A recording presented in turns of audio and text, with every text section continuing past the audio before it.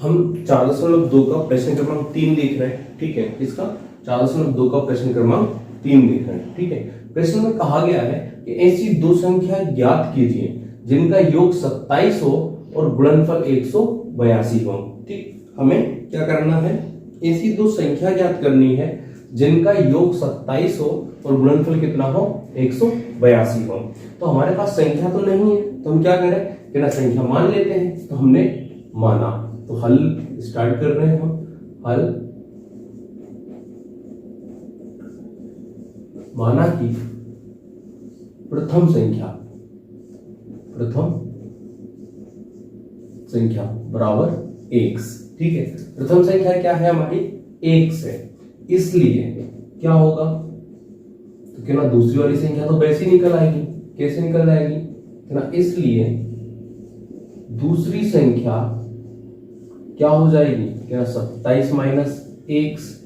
क्यों, क्योंकि उसने कहा है कि दोनों संख्याओं का योग कितना है, 27 है। 27 में से पहली संख्या को घटा दूंगा तो दूसरी तो बचेगी, ठीक है। तो पहली संख्या x है तो मैंने x को घटा दिया, ठीक, बचा क्या ना दूसरी संख्या बची। दूसरी संख्या क्या आ गई हमारी, 27 माइनस x। अब प्रश्न अनुसार, ठीक है, तो प्रश्न अनुसार क्या बात कही है उसने कहा है कि जो पहली संख्या है हमारी और जो दूसरी संख्या है हमारी, इन दोनों का गुणनफल कितना है, कि ना 182 है। बात समझ में आ गई।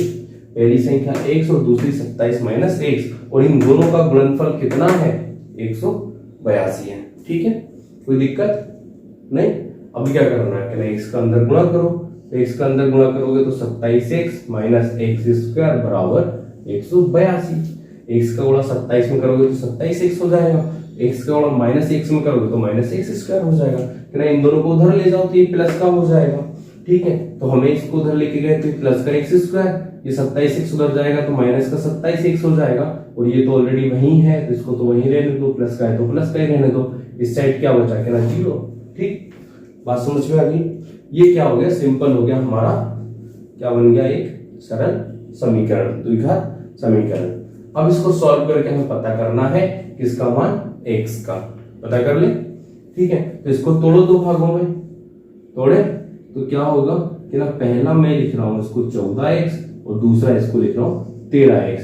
14 और मैं 13 को जब मैं जोड़ूंगा तो क्या आएगा, माइनस 27x हो जाएगा, और इन दोनों का गुणा करूंगा तो क्या हो जाएगा, 182 हो जाएगा। कोई दिक्कत नहीं।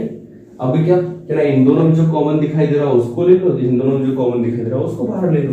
इन दोनों से तो मुझे सिर्फ x दिखाई दे रहा है तो ये x ले लो बाहर, ठीक है। इन दोनों से माइनस 13 बाहर ले लो तो क्या बचेगा, ठीक है। माइनस 13 का अंदर गुणा करोगे तो minus 13x minus minus plus, और 13 का गुणा 14 में करोगे तो 182, ठीक है। अब ये x माइनस 14 और ये x माइनस 14 दोनों समान है तो बाहर आ जाएंगे, कॉमन बाहर, ठीक है। तो अंदर क्या बचा, x माइनस 13 बराबर 0, ठीक है। अब क्या करें कि ना इन दोनों के बराबर में 0 रख लो, ठीक है। बीच में या लिख दो, x माइनस 14 बराबर 0 या x माइनस 13 बराबर 0, ठीक है। कोई दिक्कत नहीं। अब क्या करें, हमें तो x का मान चाहिए, तो इस माइनस 14 को उधर ले जाओ तो क्या बचेगा, प्लस का 14, या इस माइनस 13 को उधर लेकर जाओगे तो क्या बचेगा, कि ना प्लस का 13, ठीक। माइनस 13 उधर जाएगा तो प्लस का 13। x के फिर हमें दो मान मिल गए और दोनों क्या है, दोनों धनात्मक है। धनात्मक है तो हम क्या करेंगे कि ना पहली संख्या को हम एक बार 14 मानेंगे, दूसरी बार 13 मानेंगे, ठीक है। तो लिखो, यदि प्रथम संख्या बराबर x बराबर कितनी हो, 14 हो तो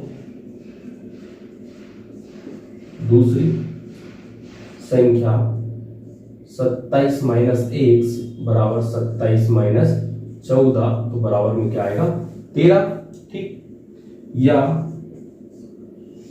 प्रथम संख्या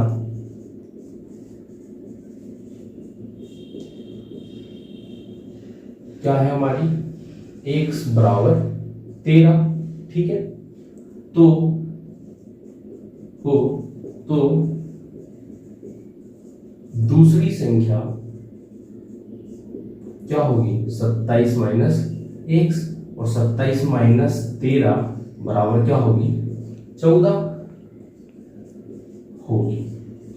ठीक, ये हमारा उत्तर हो गया। ठीक है, बात समझ में आ गई? क्यों? क्योंकि हम ये नहीं कह सकते, क्योंकि हमारे पास x के मान 2 है, एक 14 है और दूसरा 13। अगर पहली संख्या 14 हुई तो दूसरी 13 होगी, अगर पहली 13 हुई तो दूसरी 14 होगी। ठीक है, मतलब हमें निश्चित नहीं पता कि पहली संख्या कौन सी है, हो सकता है 13 भी हो और हो सकता है 14 भी हो। ठीक है, तो हमने ये दोनों संख्या मान ली। ठीक, दोनों निकल गई। ठीक, या 13 या फिर 14। ठीक है, अगर पहली 13 हुई तो दूसरी 14 होगी, और अगर पहली 14 हुई तो दूसरी 13 होगी। बात समझ में आ गई? ओके।